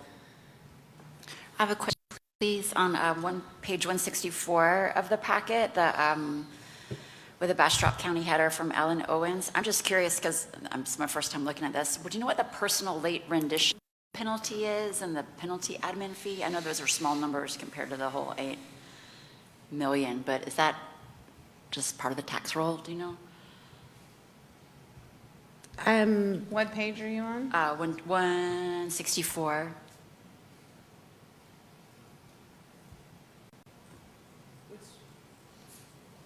What's the line item? What is it called? Personal late rendition penalty and personal late rendition penalty admin fee. Is that like something that's charged to the city of Bastrop or from the properties? Perhaps penalties for residents who are delayed. It's penalties to residents who are paying late. To the city of Okay, Bastrop, it just adds up to the individual. final number. Yeah. Okay, just curious, thank you. Is that Move it? to approve. Second. Oh, thank you. I have a motion from Councilmember Plunkett and a second from Councilmember Meyer. Seeing no further discussion indicated, Madam Secretary, if you'll read the roll. Councilmember Councilmember Plunkett. Yes. Councilmember Meyer. Yes. Councilmember Lee. Yes. Councilmember Fossler. Yes. Mayor Pro Tem Kirkland. Yes. Thank you, Council. Motion passes unanimously. We'll move on to 9-1 or 9I, which was postponed last week. I'll entertain a motion to untable this item. Motion to untable. I have a motion from Councilmember Lee and a Second. second from Councilmember Meyer. Madam City Secretary, if you'll call the roll. Councilmember Lee. Yes. Councilmember Meyer. Yes. Councilmember Plunkett. Yes. Councilmember Fossler. Yes. Mayor Pro Tem Kirkland. Yes. Council motion, item has been untabled.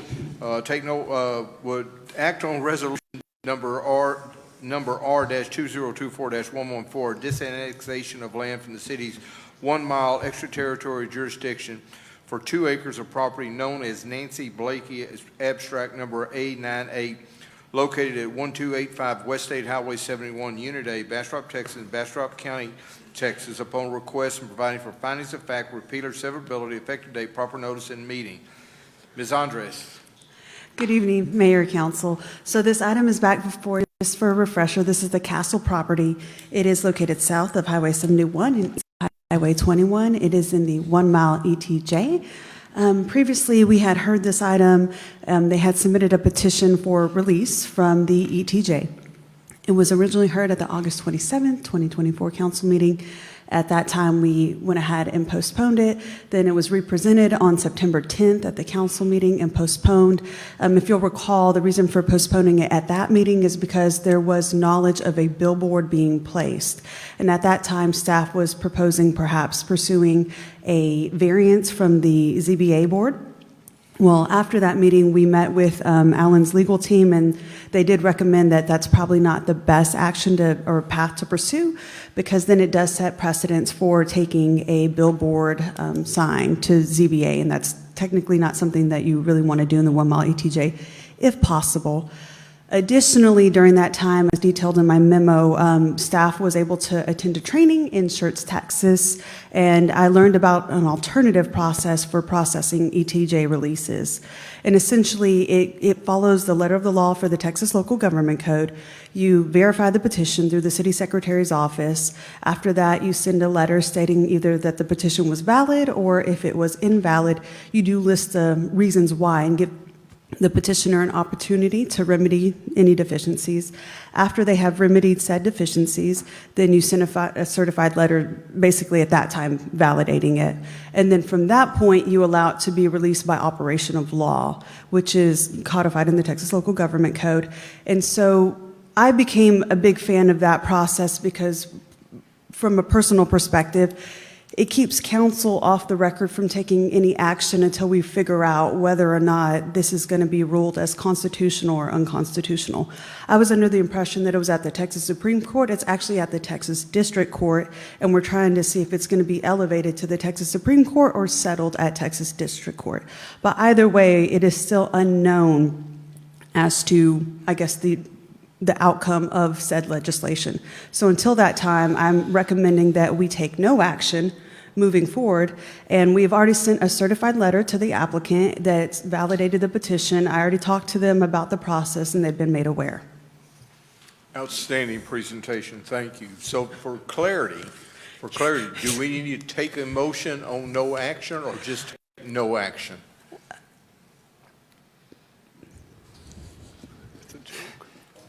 In this case, y'all are all laughing because you know the answer. You have a choice. You can choose to take no action, and that's a motion, or you just wait for someone to make a motion. If no one does, Mayor, you move on. Council, it has been explained very clearly by Ms. Andres as well as our city attorney. What is the pleasure of council? I have a question. Question. So Alan, part of the reason for the policy that we had was if there was something close in that was in our ETJ that could have some future interest to the city because of, you know, wastewater connections or water lines or, you know, whatever, that by saying no, or the process that we had, that it might, not will, but might preserve some rights in the future if the court were to overturn the law's existence. Whereas if we released them, then we postulated maybe we would never have the opportunity to bring that back into the ETJ. So what does your crystal ball say in terms of this policy compared to another policy? I mean, because I like the idea of preserving the existence of the ETJ if the court were to overturn the law, but, you know, so your turn, go. Certainly. Mayor, Council, this is something that we discussed about a year ago, shortly after the new law went into effect September 1st. The lawsuits that are challenging the constitutionality of Senate Bill 2038 are legit. They point out bona fide defects with the legislation, including where it conflicts with other statutes and where it usurps the city council's legislative discretion on whether to release land from the ETJ or not. Because what the statute says is if you do nothing, then after a period of time, a valid petition will be deemed granted and the land released from the ETJ by operation of law. So by my reading, the legislature anticipated that some city councils would do nothing, either on purpose or it just was not a priority. And so they provided for automatic release. What we've discussed before is if we think land is far away, and remember everyone, we have an abnormally large ETJ in Bastrop because these property owners at one point in time petitioned to be brought into our ETJ. Now years later, some of the current owners are asking to be released. If the property is far away, so you have no reasonable expectation of ever doing a development agreement, a voluntary annexation, the plats may not affect your future road, drainage, utility plans, then perhaps we would just go ahead and vote to let them go and not have to deal with the issue. But there's a chance this statute's going to be overturned. And if so, if you vote to release property from ETJ, it's gone. And it's not going to come back in your ETJ unless at some point in the future, some future property owner once again asks you to expand your ETJ to include them, which seems a bit far-fetched in most instances. And so if you care about it, it fits into your comprehensive plans or capital improvement plans, my suggestion would be to either deny it, in which case they're going to become released by operation of law, or do nothing, in which case they're going to be released by operation of law, pending final resolution of this at the courts.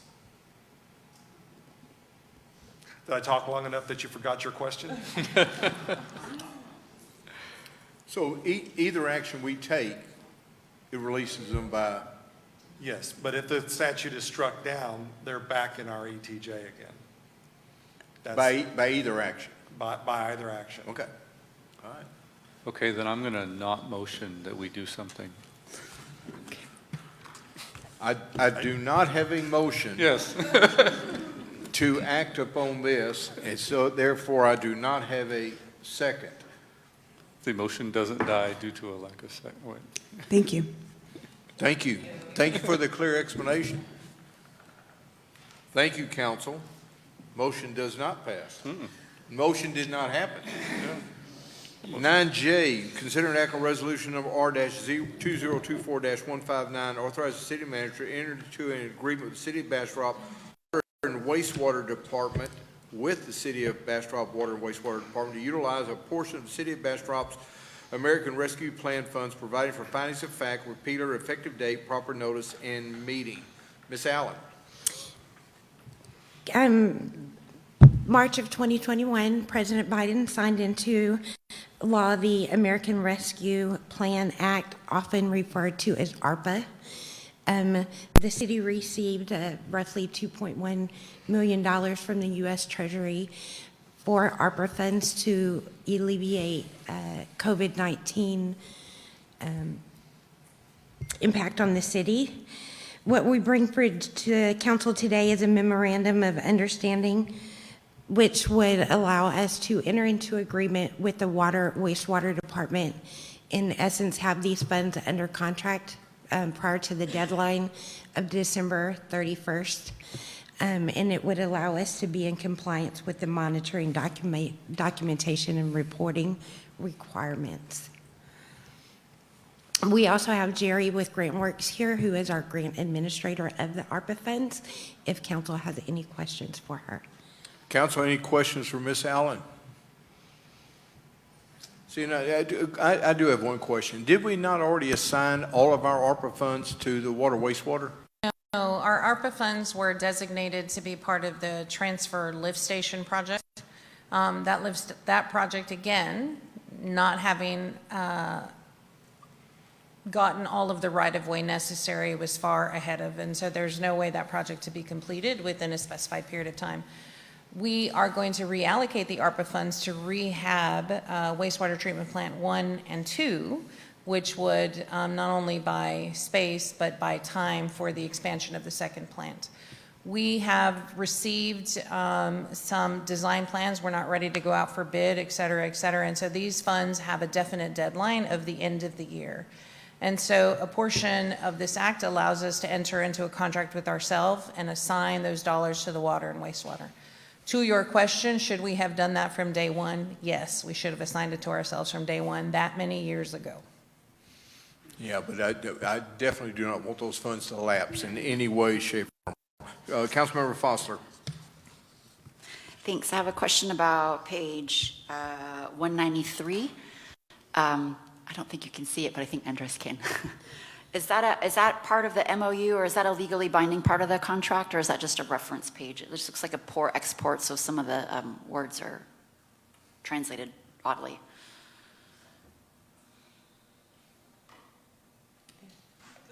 The 193 is obligating SLF That- funds through an interagency agreement. That's just the explanation from FEMA. It's just an explanation. Like their, Okay. their white paper on why this process and how we can do this process. Okay, so that's not part of our. It's not part of Okay, it. cool. It's just a scanned-in document that we received from Jerry that kind of outlined, and we can clarify, but we can send out a good It's example. legible enough, but I just didn't want it to be any part of our. No, contracts it is or not a anything. contract. No, it's just, it explains the two processes, this process and then going out for bid and signing those funds. Thank you. Part of the federal bureaucracy of explanations. Thank you. Any other questions for Ms. Allen or for any of staff? No. Or for staff? Seeing none indicated, I will entertain a motion. Motion to approve. Second. I have a motion from Councilmember Meyer, a second from Councilmember Plunkett. Seeing no other discussion indicated, Madam City Secretary, if you'll call the roll. Councilmember Meyer. Yes. Councilmember Plunkett. Yes. Councilmember Lee. Yes. Councilmember Fosler. Yes. Mayor Pro Tem Kirkland. Yes. Thank you, Council. Motion passes unanimously. Councilmember Meyer, you have a question? Thank you, Mayor. And consideration of time limit tonight, could we, instead of doing roll call, do voice vote for the rest of the agenda? Second. If you put that. Motion to take voice vote. And you did, and he said, I have a motion from Councilmember Meyer, second from Councilmember Plunkett to change our process from a roll call to a simple aye or nay. Seeing no further discussion, Madam City Secretary, if you'll call the roll. Councilmember Meyer. Yes. Councilmember Yes. Plunkett. Councilmember Lee. Yes. Councilmember Fosler. Yes. Mayor Pro Tem Kirkland. Yes. Thank you, Council. We will move to ayes and nays. We still need. And the time past 10 o'clock. Council, I will entertain a motion to extend our meeting time by, I'm going to say 30 minutes. I make a motion to extend the time until 10:10. I have a motion from Councilmember Meyer to extend the time till 10:10. Do I have a second? Second. I have a second from Councilmember Plunkett. All in favor, please say aye. Aye. All opposed? Nay. Motion fails. The dissenters were Mayor Pro Tem Kirkland, Councilmember Fosler, and Councilmember Lee. We will now move to item 9K, consider an act to approve resolution number R-2024-160, reassigning the rehabilitation of wastewater treatment plants 1 and 2 as an American Rescue Plan Act program for the transfer lift station to Force Main wastewater system improvement, providing for a repeating clause and establishing an effective date. Ms. Allen. This is just a follow-up to the previous item. To answer your question, Mayor, it was initially brought to council back in 2022 as a transfer lift station, and we're now requesting that it be moved to the wastewater treatment plant number 1 and 2 rehab. Thank you, ma'am. to Council, approve. with Ms. Allen's laid that out, I have a motion to approve by Councilmember Plunkett. Second. A second by Councilmember Meyer. No further discussion is indicated. All in favor, say aye. Aye. All opposed? Motion carries unanimously. We'll move on. Thank you, Ms. Allen. We'll move on to 9L, consider an act on ordinance number 2024-43, amending FY25 operating budget to fund the replacement of Bob Bryant Park Playscape shade structure cloth, new playground surfacing and swings feature in the amount of $100,000 from the general fund operating fund balance. Ms. Moore. I have a picture of it. That's what we're proposing. In April of '24, the slide broke. The parts are obsolete. It's expensive to replace. This playscape that currently is at Bob Bryant Park honestly has lived its 20 years. So we're excited about having an opportunity to get a playscape like this along with the shade, resurfacing, and to add shade on our swings. What we're asking for is to move money from fund balance to this project.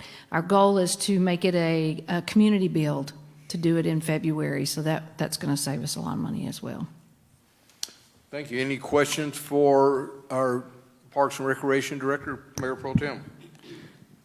Walk me through why we're not pulling this out of the parks budget, and we just got through creating a budget, and now this is another 100,000. So how did we land there? Sure. So in the budget conversations, the Parks Board recommended to the council that there be 3 projects at $100,000 apiece. One was the Bob Bryant project, as well as the erosion down at the Riverwalk, and the redesign of the splash pad. Each one of those were at $100,000. City manager kept that in fund balance because we didn't have actual projects for those. So what we're doing now is I have a project. We're asking for the funding to come from the fund balance that was discussed previously. Does that make sense? She didn't have the money in the operational budget. She didn't have the money, and she didn't have a plan at that point either. Right. So it was very difficult for me to try to move some money around without an actual plan. And this was an opportunity or need that we were not aware of. Correct. Okay. Yes, sir. So- It's an opportunity for us to save about $40,000 on the playscape. She has the funds for the repair of the slide in her budget. That was budgeted. But it seems if the slide is $20,000 and a new playscape is $43,000, it just seems. But while you're replacing the playscape, these other parts and pieces will need to go. And it truly, I mean, this is a lesson for Ms. Moore. It's not going to get funded if it's not a fully baked project.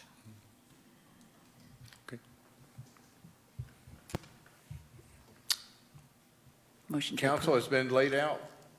Please. Motion to approve. And just FYI, this is going to be a budget amendment. Second. We have a motion from Councilmember Fossler, a second from Councilmember Meyer. No further discussion indicated. All in favor, is signified by aye. Aye. All opposed, motion passes you. unanimously. Thank you, Ms. Moore. Mayor, are you going to entertain another motion for a time extension? I will entertain another motion for a time extension. Question. Please. Is there anything on the executive session that needs to be discussed tonight? Yes. All of it? I move to extend the time to complete executive session. Second. I have a motion from Councilmember Lee, a second from Councilmember Fossler. Councilmember Meyer, you had a comment? Yes, my question also was, all of the items on executive session, can any of the items be moved to the next meeting?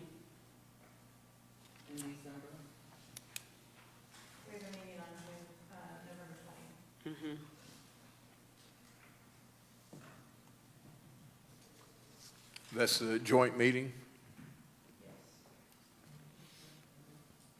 That joint meeting is a workshop, though, with P and Z. Do we want to add items on for council? Or can we even do that if it's a workshop? We can add it as an early start for an executive session on That's a that, good point. on that day, could we not, Madam City Manager? They all need to be heard because they need action, but they can get done pretty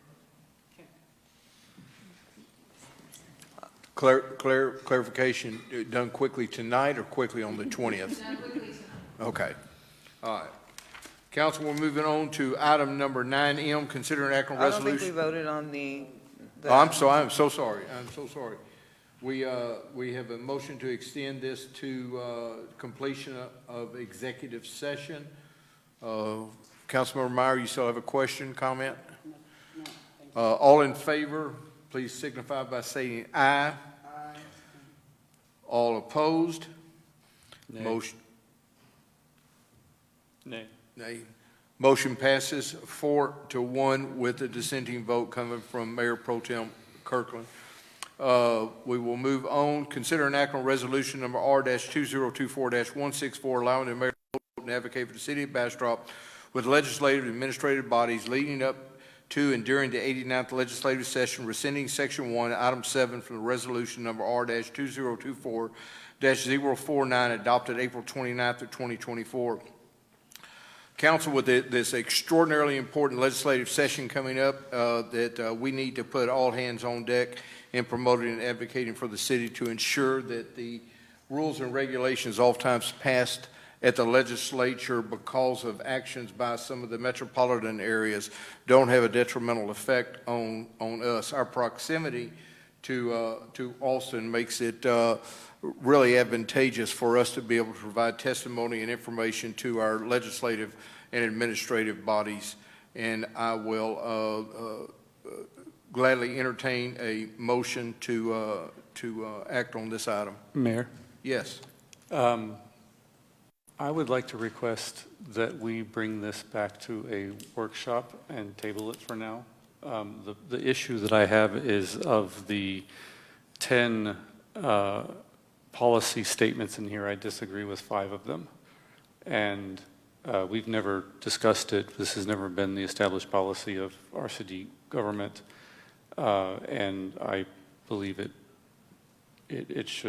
we should have the opportunity to discuss it and agree upon what those policies are that we should advocate with the state government. So it is an opportunity. Can you provide some clarification of that? I'm not sure what you're meaning by this. Yeah, go ahead. I think what he's saying is many of the positions, or maybe all of the positions that were stated that we would advocate for, I don't believe have ever been voted on by council as positions that the city has taken. Okay, well, that's Yeah, sorry, Mayor and Council, if clear. I can chime in. Because I hadn't received any input on these, I used the exact same items that council approved in 2021 or 2020 for the 2021 session. Right. I don't know that this similar resolution was approved back in 2023. So these are all placeholders. That doesn't mean council stuck with them. It doesn't mean council agrees with them, but it's the same as 2021, and I believe the same was approved in 2019. So that's just a starting place. You certainly can workshop it if you wish. Okay. And one of the things that we'd removed from that was adopting the TML's legislative policy, because there are several things that we certainly would disagree with, because they enhance the larger cities' ability to regulate internally that we really don't need to regulate or have any kind of stoppage in what we're trying to do developmentally here. But yeah, we can certainly postpone this to a later date for a workshop. Can we workshop this into our December or November 20th meeting? How about December? We're going to have a December 3rd, more than likely, and a December, you're going to have a December 3rd that's a joint BEDC meeting. That's probably the soonest. If we table this, it's tabled to our next called meeting, unless, and Mr. Attorney, you can provide clarity. Can we table it to a subsequent meeting that does not necessarily be the next called meeting? Correct, Mayor, you have that option. Okay. So, Mayor Pro Tem, do you have a motion Yeah, to that effect? Motion to table to that effect. A motion to table to the, did you say it was December 3rd? So there is a joint council BEDC meeting on December 3rd where we can also schedule some council action. Okay. So motion to table till December 3rd.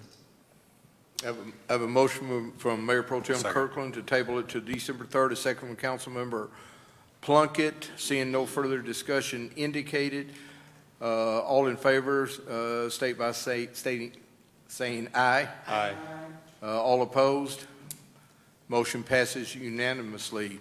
Council, it is 10 minutes after 10. We will be going into executive session.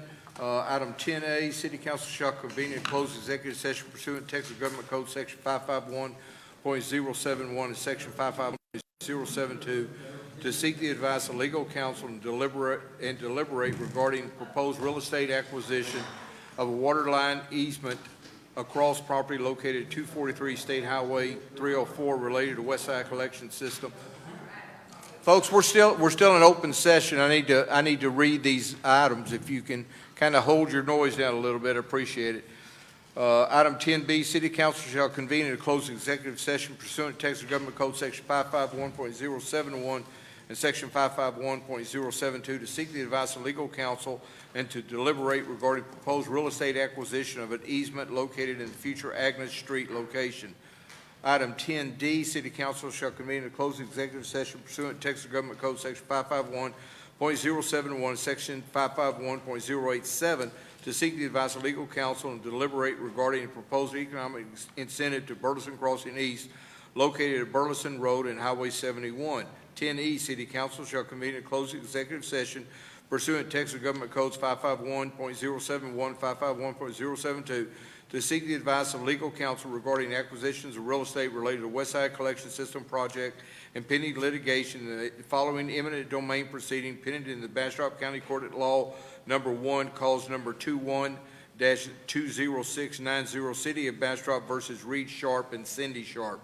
10F, City Council shall convene in a closed executive session pursuant to Texas Government Code Section 551.071, Section 551.087, seek the advice of legal counsel and to deliberate regarding proposed qualified hotel and convention center project located near Highway 71 and FM 969. It is 10:13. Council is in executive session.